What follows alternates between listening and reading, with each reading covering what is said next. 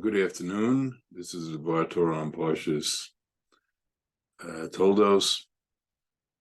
Now, this Parsha is a Parsha involving a transition in the Parshas of Lech Lecha and Be'era and Chayasara.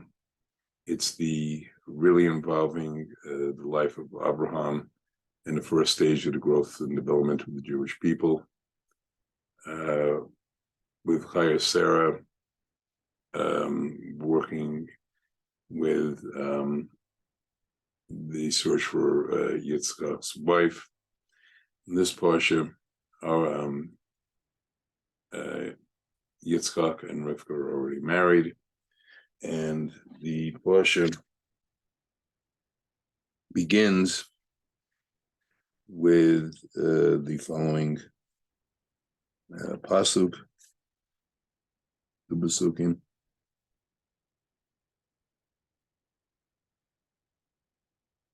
Elo Toldos Yitzchak ben Abraham, Abraham Yolid et Yitzchak, Abraham begot Yitzchak, and these are generation, offspring of Isaac, the son of Abraham. Yitzchak begot Isaac. Next pasuk, Yitzchak v'hi Yitzchak ben Arbaim, Shana v'yikachtu et Rivka bas Basula, Arami, Dan Aram, Ochos Lavan, Harami lo Isha. And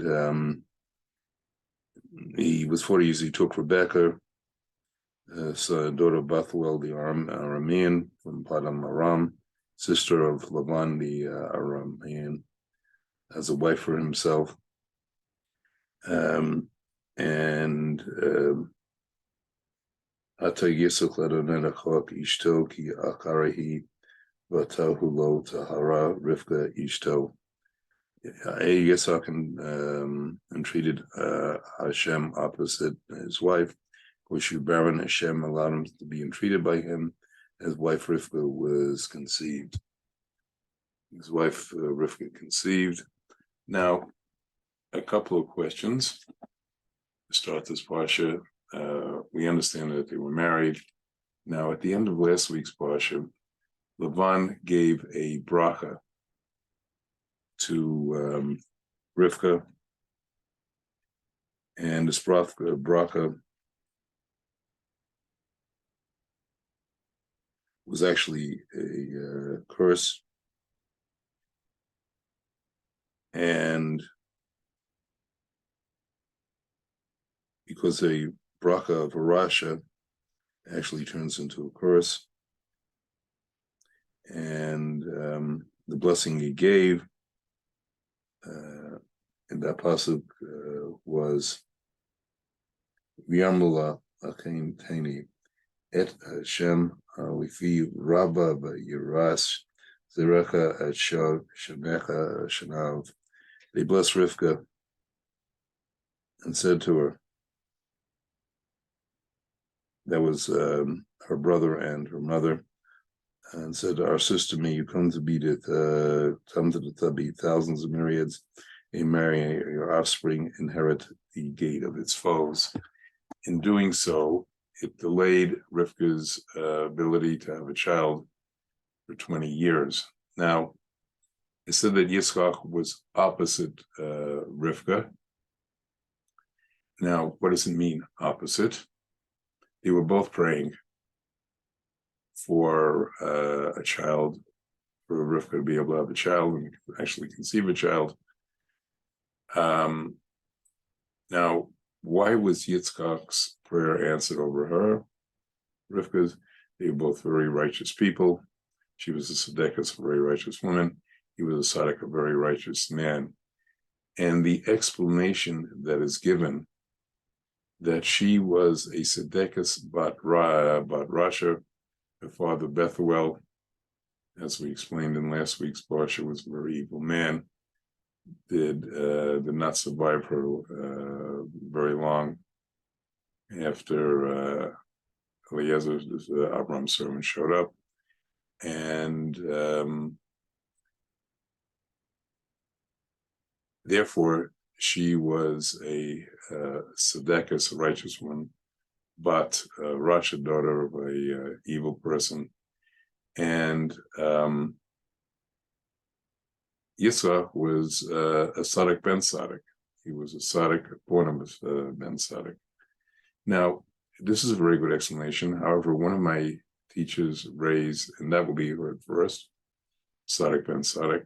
One of my teachers raised the following question, however, that being the case, Rivka was in a sense of Baal Tshuva. She was somebody who, even though brought up in the house of Bethel and Lavan, became righteous woman, and therefore, in the real sense of today's term, Balas Tshuva, she was somebody who returned to serve Hashem. And it says in the Gemara that somebody who serves Hashem returns to serve Hashem, Balas Tshuva, or Baal Tshuva, if it's a man, is at a higher level than somebody who was always righteous from birth. If, as we say in today's terms, if that was the case, then Rivka was at a higher level than Yitzchak. What the answer is that even though that is the case, Yitzchak was in a very different, in a real sense of Baal Tshuva. Not that he wasn't religious to start with, however. Abraham's main quality was chesed. He kept the four doors of his tent open for guests at all times. And as we discussed in previous parsha, he did quite a few acts of chesed, kindness. Yitzchak was the opposite. He was going on a totally different path. He was on the path of Gevurah, which is a quality of strict justice, doing everything correct to the nth degree. And he was working on personal and internal self-development. So the four doors of his tent were closed. Not that he would reject the guests, but that was not his primary function. And therefore, since they were both Balei Tshuva, that cancels each other out, and it then goes back to Tzaddik ben Tzaddik is better than Tzedekah ben Rasha. Now, Rivka, when she gets pregnant, is very concerned. In fact, she has what some might call schizophrenic pregnancy, because every time she walked by a house of idol worship, of which there were many in the area, her baby shifted around and was acting like it wanted to get out and go to the place of idol worship. However, when she went near the yeshiva Shem and Ever, Shem was one of the sons of Noach. She did the opposite. The baby did the opposite, was trying to react and go that way. It was the idea of Kedusha and holiness. So the explanation, some say she went to Shem, some said she had a Nevuah prophecy directly. In any event, what was explained, there were two babies within her. One was going to be a righteous individual. One was going to be Rasha. And the two of them were struggling even within the womb, because they could not peacefully coexist. And they would come out as two nations. And that one nation, when one nation was up, when Esau was up, Yaakov would be down, and vice versa. And this is a theme that goes throughout the history of our people and of the world. And in fact, I'll be discussing this in more details in the next two parshas, Vayetze and Va'elech. What the significance is was not only for Yaakov and Esau's time, but in the history since then. In any event, they come out as very different children. Esau is very hairy even at birth, and Yaakov was smooth, and he comes out holding onto the heel Esav. I'll explain that a little, insinuate that shortly. And they start to grow up. And when they hit the age of bar mitzvah, age of when people are liable for their actions, Yaakov is making a pot of lentils, lentils being a sign of mourning. Why was it a time of mourning at that stage? Because Abraham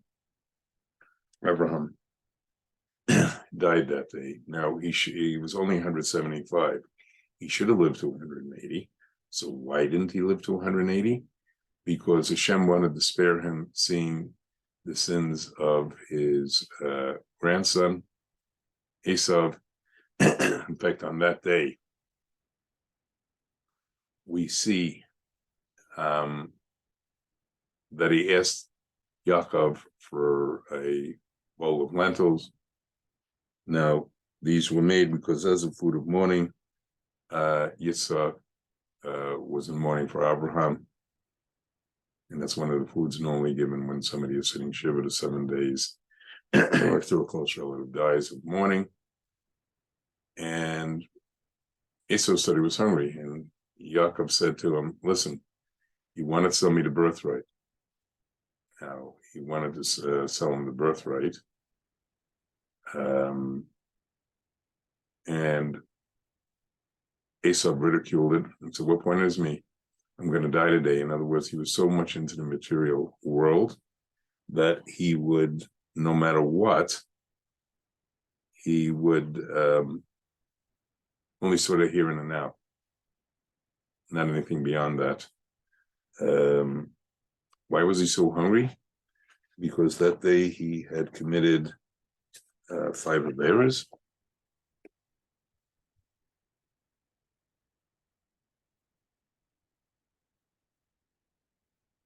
And those 5 averas were, among others, that he violated a betrothed maiden.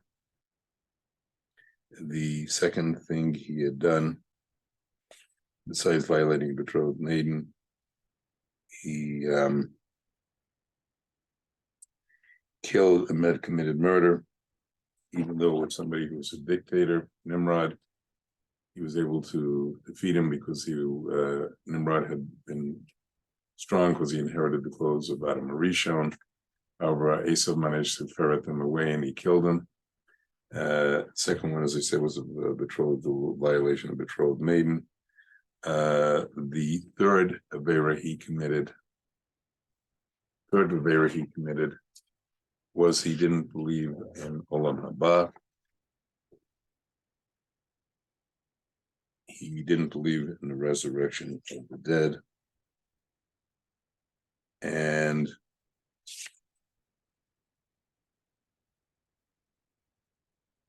he didn't believe in the next world. Excuse me. He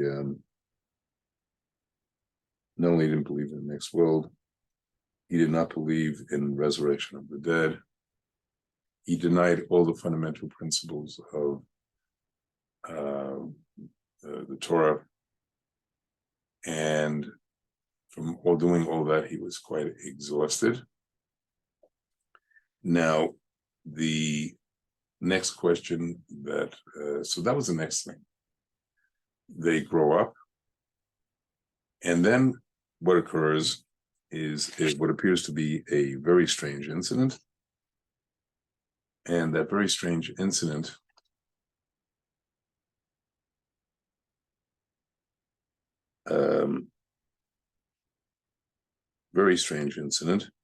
is the whole elaborate scheme that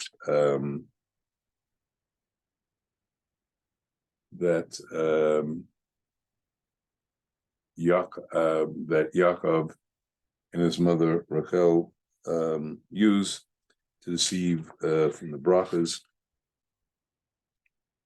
that Esau was supposed to get. Let me explain the context of that. The context of that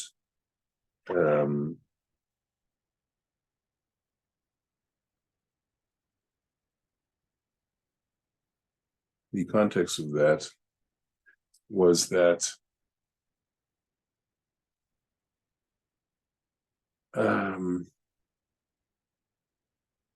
Rivka knew that that Yitzhak had spoken to Esav, asked him to hunt game, make him a delicious meal, and then give him wine, and then he would make a bracha, give Esav the brachas, and the brachas he was going to give with those of material blessings, not spiritual blessings. However, there is and they then went into this whole elaborate deception, and the deception was Yaakov was given food that tasted like that, was made by Rivka. He put on the skin of a sheep, wool, so that his arms would feel hairy like Esav. And then he went in. It took Esav longer because he had to actually go out onto game and cook it.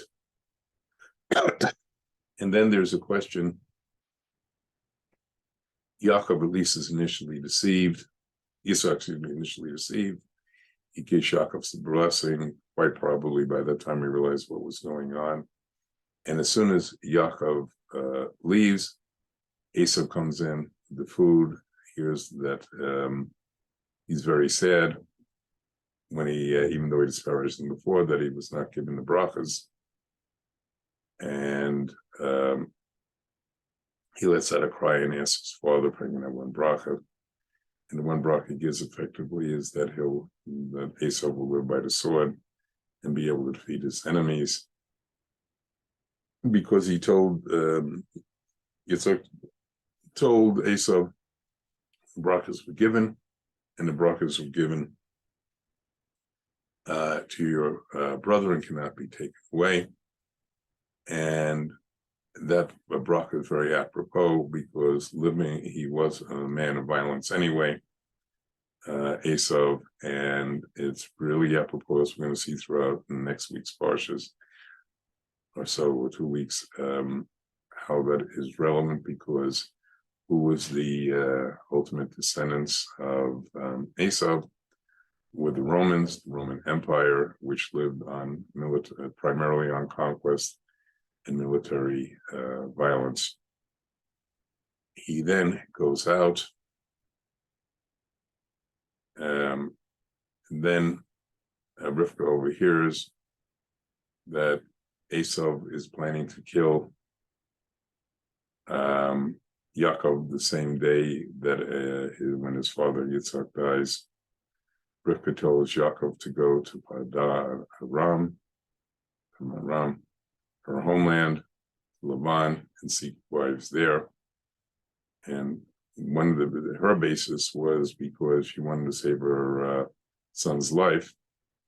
The other version, what she gave Yitzhak a different idea, was that please send Yaakov there, because if we don't send Yaakov there, what is going to happen is we're going to have we're going to have him marrying Avodah Zarah worshipping Canaanite women, as Esav had already done, and Yaakov goes off to go to Padan Aram, her homeland in Laban, where her brother Laban is located.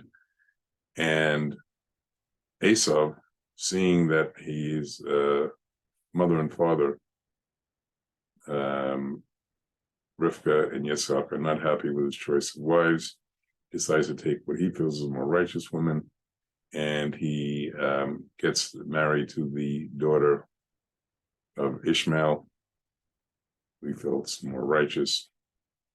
It doesn't record what the opinion of Yitzhak and Rivka is to that, and that's how the parsha ends. Now, I have a couple of questions, things I'd like to focus on. One is, if both Rivka and Yitzhak were completely righteous people, then how did they produce a Rasha like Esav. And to look at that, we have to go a little deeper and go back some generations. If we look, Adam and Chava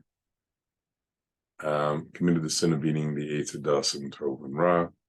They brought death into the world through the snake, which represents Yetzer Hara, the evil inclination, and everybody has it, even the most righteous individual.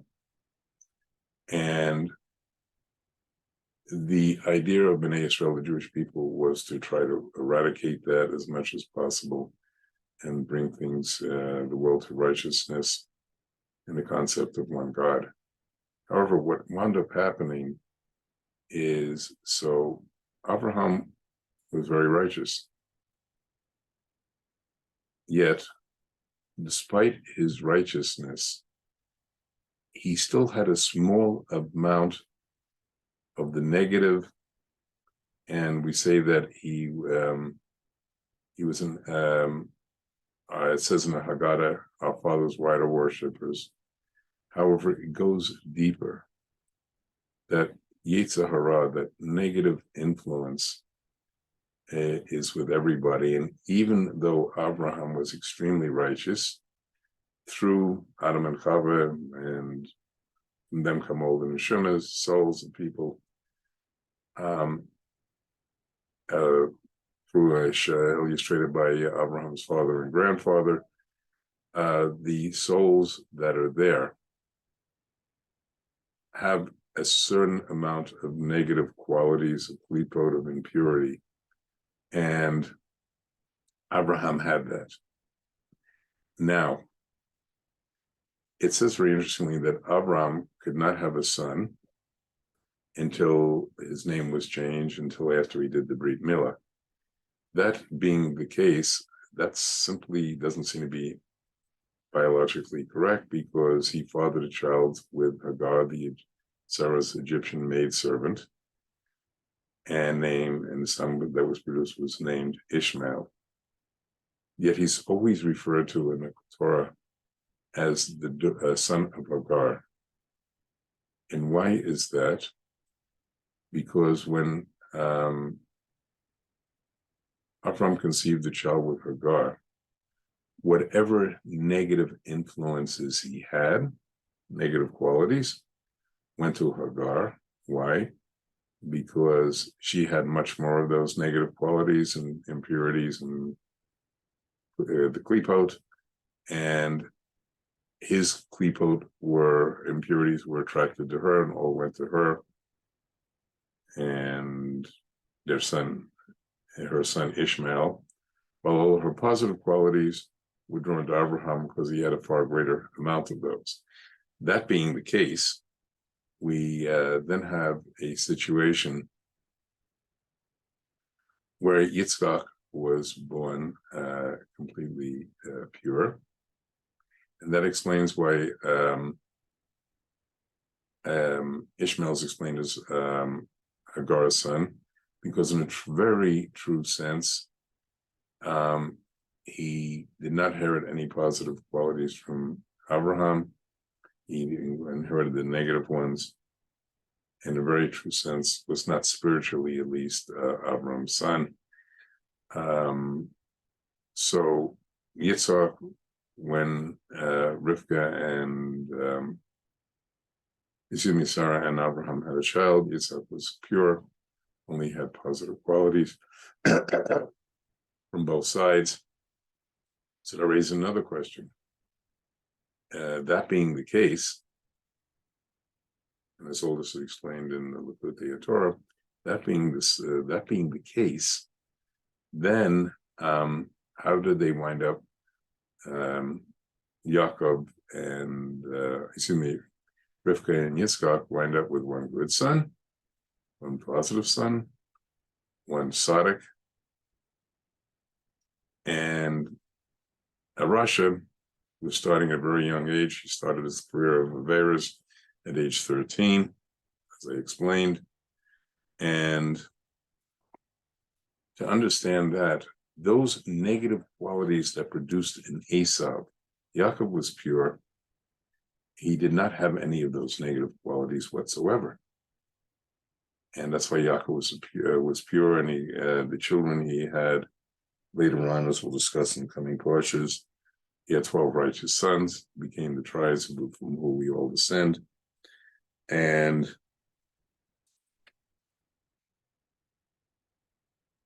that raises the question of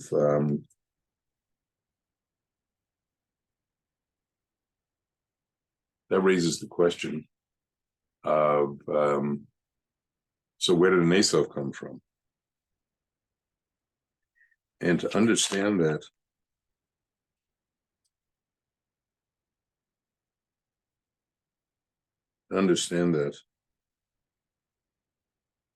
we have to look at the following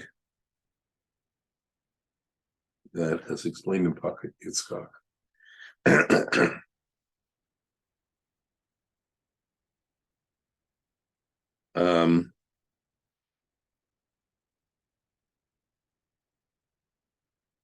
Was that the spiritual qualities were implanted in his mother's egg, contained the essence of the father. Now, since Yaakov was conceived first, he was a spiritual one, and there I'm glad the title of the blessings.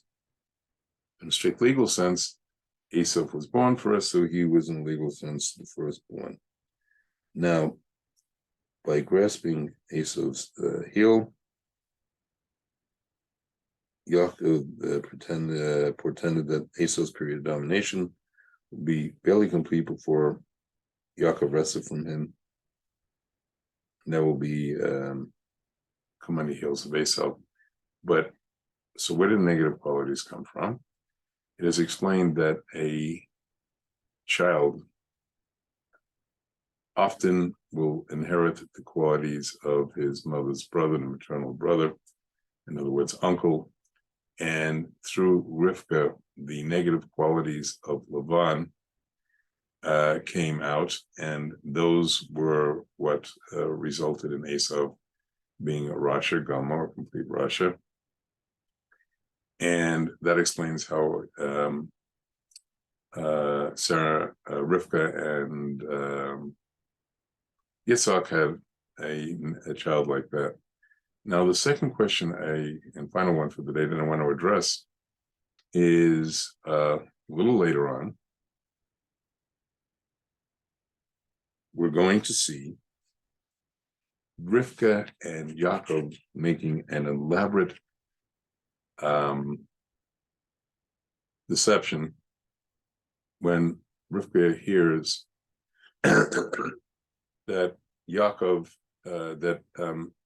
Yitzhak had called Esau in, asked him to go hunt the food, prepare a meal, and he was going to then give him the brachas, material blessings. And Rivka then calls Yaakov, says, I've heard that your father is intending to give the brachas. Now, question on that is, how did she hear? She wasn't standing outside the tent at the door. That would have been noticed. And Yitzhak was speaking totally privately in his tent to Esau. And this is way before the time of electronic listening devices. So one has to look a little deeper. What actually occurred here is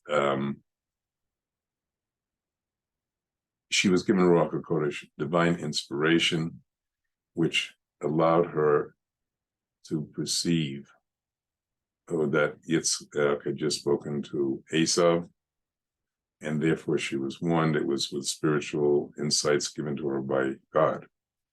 Now, that answers one question, but I have another question. If that's the case, then we have another thing. Each of the avot represents a quality, a positive quality.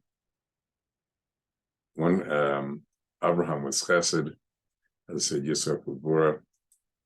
Yaakov represents justice, truth, and the Torah. That being the case, how could he take part in the deception? And beyond the fact he took part in the deception, they said Yaakov was at such a spiritual level that his image is engraved in the throne of Hashem in heaven. Now, how does that work together with this deception? And beyond the fact that it was a deception, it wasn't Yitzhak going to figure it out. Now, he was, his eyes had been affected because many reasons given, one of which is when Abraham had bound him and was about to sacrifice him, the angels started crying and the tears of the angels went into his eyes. And so by the time he was older, his vision dimmed. However, even in that case, his hearing was still good.